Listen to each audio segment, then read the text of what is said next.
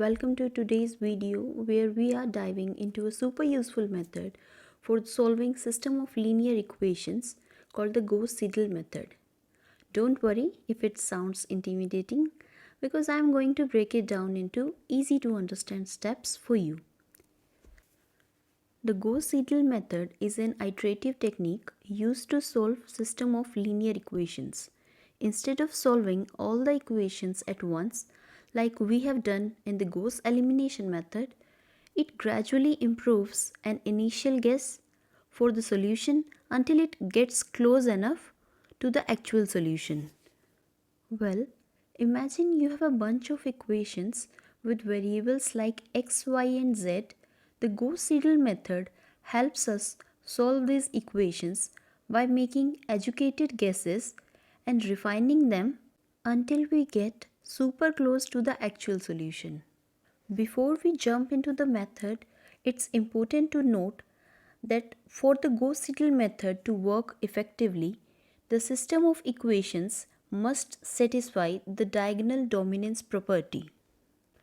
Like here you can see that the coefficient of x, that means a11, must be greater than or equal to the sum of magnitudes of coefficient of y and z. Or we may say that a11 must be greater than or equal to the sum of magnitudes of a12 and a13. Similarly, for the second equation, a22 must be greater than sum of magnitudes of a21 and a23. Like here you can see magnitude of a22 is greater than equal to sum of magnitudes of a21 and a23. Next, in the third equation, a33 must be dominant. So, magnitude of a33 must be greater than equal to sum of magnitude of a31 and a32. So, this is known as the diagonal dominance property. And if the initial equations are not satisfying this property, then we must rewrite our equations to this form, where the diagonal elements are dominant. Now let's understand the procedure of this method. We start by making an initial guess for the values of our variable. It's like taking a shot in the dark, but hey, we have got to start somewhere, right? Now comes the fun part. We go through each equation one by one and update our guesses for the variables based on the values we already know. It's like solving a puzzle piece by piece. With each iteration, we get closer and closer to the real solution. We keep refining our guesses until we are happy with how close we are to the actual answer. Next, we want to make sure that our solution is good enough, so we check for convergence. If our guesses are getting really close to each other with each iteration, we know that we are on the right track. Let's put the Gauss Seidel method into action with a real example. I'll walk you through solving a set of equations step by step so you can see exactly how it's done. Here we have taken a set of linear equations. Next we have to check for the diagonal dominance. Here 3 is dominant, it's fine. Next, as here magnitude of 3 is greater than equal to 2 plus minus 1 magnitude. And in next equation y is dominant. So we must rewrite the given equations so as to satisfy the diagonal dominance property. Rewriting our equations, we get our equations like this. Here you may see that here x is dominant, here y is dominant, here z is dominant. So we are on the right track. Now we have to rearrange the things to get the value of x from equation number 1, value of y from equation number 2 and value of z from equation number 3. So from equation 1 we get x as this. From equation number 2 we get y as this. From equation number 3 we'll get z as this.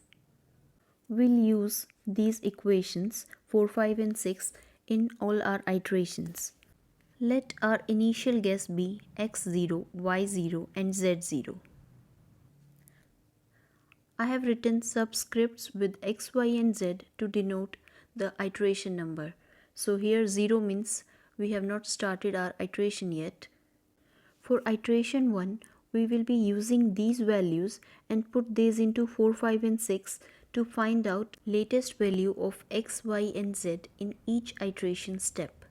Just keep in mind that you have to use the latest value of all the variables in each iteration step. For iteration number 1, we have to find the value of x1 by using equation number 4. Note that here we have used the latest value of y and z.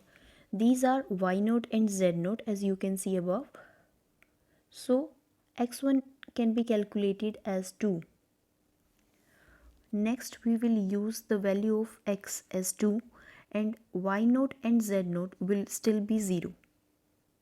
Next, we will calculate the value of y1 by using the equation number 5, and here x and z are used. So the latest value of x will be x1, which is 2. So I have used here 2. And next the value of z, latest value of z is 0. So we are using 0 here. So y1 can be calculated as 2.5. Similarly, z1 can be calculated by using equation number 6. Here we have x and y, and the latest value of x and y are x1 and y1 respectively, and the values of x1 and y1 can be taken from the above steps, x1 as 2 and y1 as 2.5. So by putting it in this equation, we will calculate z1 as 4.8333. Be careful here as this is the difference of Gauss Seidel method and Jacobi's method. In Jacobi's method, we use the values of the last iteration, but here in the Gauss Seidel method, we are using the latest values of x, y and z. Like here x1 was used, like here x1 was used, and here y1 was used. But in the initial step, y0 and z0 were used because the latest value of y was y0 and latest value of z was z0. By using the latest values of x, y and z, the final solution will converge in lesser number of iterations. Next we move to iteration number 2. As in the iteration 1, we use the latest values of x, y and z for each step. So here also we calculated x by using equation number 4. Latest value of y and z were 2.5 and 4.8333. Next, when we calculated y, we have used equation number 5 in which x and z were there, and the latest value of x is 2.777 and the latest value of z is 4.8333, like you may see here. Next, z2 is calculated by using equation number 6, and we have used x and y here. Latest x is this and latest y is this. So we are using the latest values to calculate the z2. In iteration number 3, we have calculated the values of x3, y3 and z3 using equation 4, 5 and 6 and putting the latest values of x, y and z respectively. We have to proceed in a similar manner for the next iterations also. Like I have shown here, iteration number 4 and iteration number 5. If you have any doubt, then you may ask in the comment section below. As you may see that the values have nearly converged. X is nearly 2.8 in the last two iterations. Y2 is nearly 1.3 and Z is nearly 3.8. So this is the solution. If we want more accuracy, then we may repeat the steps for more number of iterations. Else, these are approximately converged values for the given equations. And that's it folks. the Gauss Seidel method is demystified. It's a powerful tool for solving the system of linear equations, and now you know it like a pro. Thanks for watching. Don't forget to like, subscribe, and hit that bell icon for more such videos. And if you have any doubts, then you may ask in the comment section below.